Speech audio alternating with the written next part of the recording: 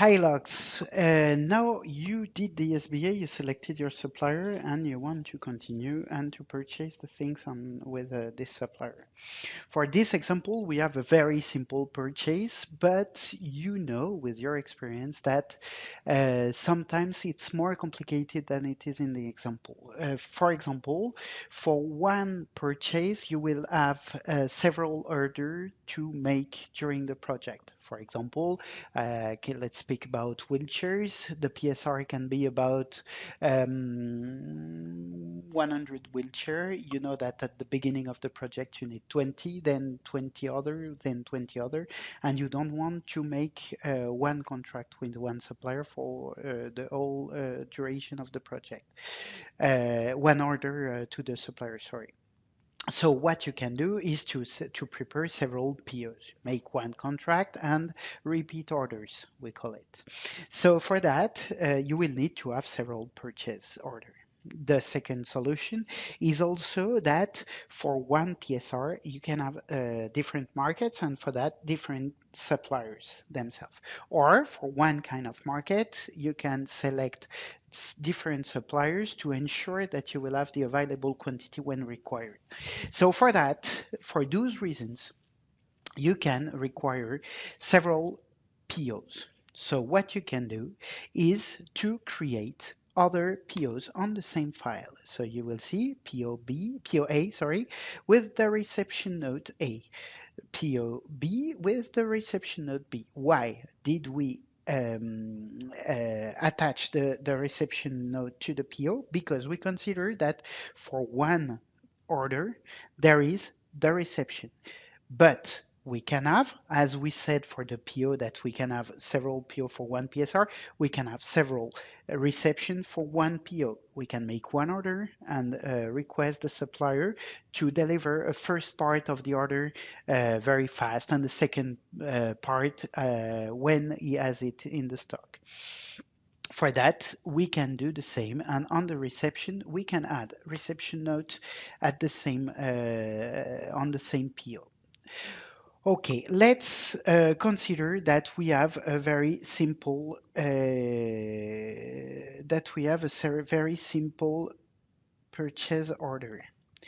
As we said on this example, it's very simple to do it. So the date of order is the date of today, is the 20. I can fill it manually. 20 March 2015.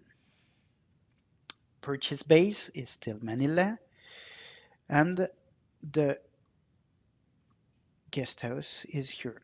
The contact name is the log supply officer, and I did it. Okay. All those information are filled. Here, the supplier name. I know the name from the SBA, and I can go here to select him. Okay, as I created a second analysis, I will have several existing on it. So I selected the third one. I will fill manually the address, the phone number, the mail,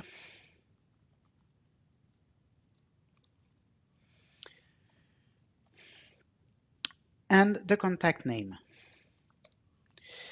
I add it. Here, the delivery dates and condition. I can collect it from the quotation. The delivery date will be the 5th of April 2015.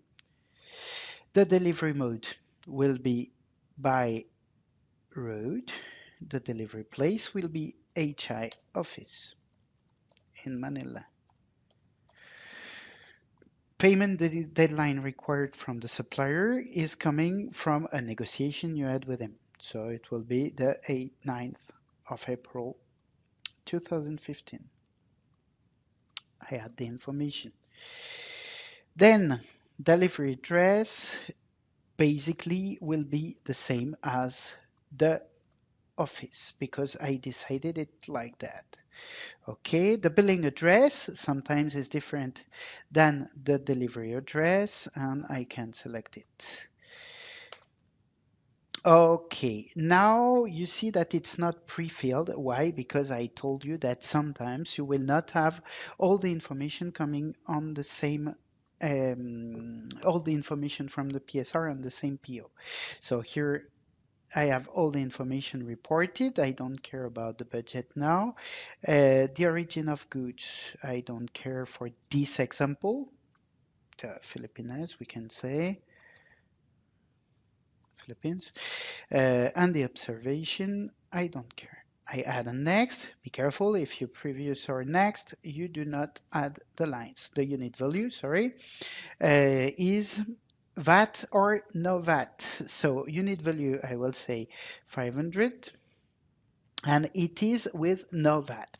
Depending on the country, you can have some of the items having VAT and other not VAT. The currency will stay the PHP. Add a next. The second line, I will put the second line on the PSR and the unit value, the same. I don't remember exactly, but let's say that it is like that. The origin of goods are the Philippines, and we add a next. Okay.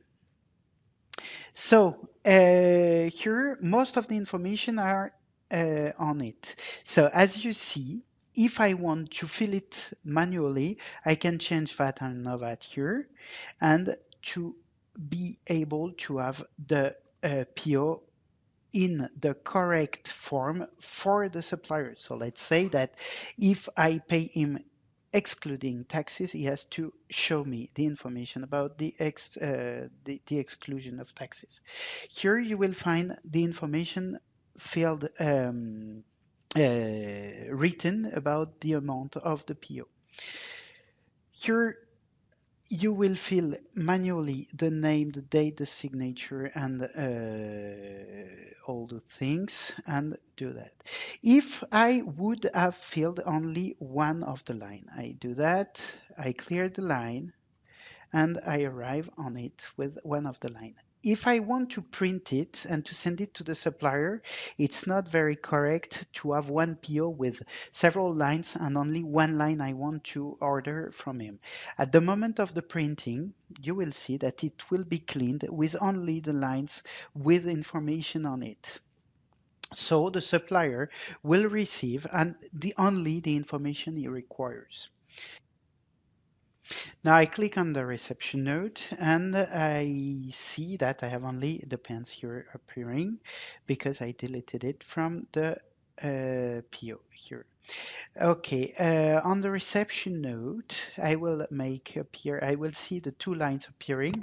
And as I told you for the PO, when I will print it, I will have only the line with information appearing in order to give only those information to the supplier. When you will receive the boxes, you have the ordered quantity, the unit, packaging, you will put it manually, and the real delivered quantity. At this time, you will be able to inform the missing quantity. By so, when you will re-edit a reception note for the next time, it will take into account the missing quantity as the order quantity. Other information to be filled, sorry.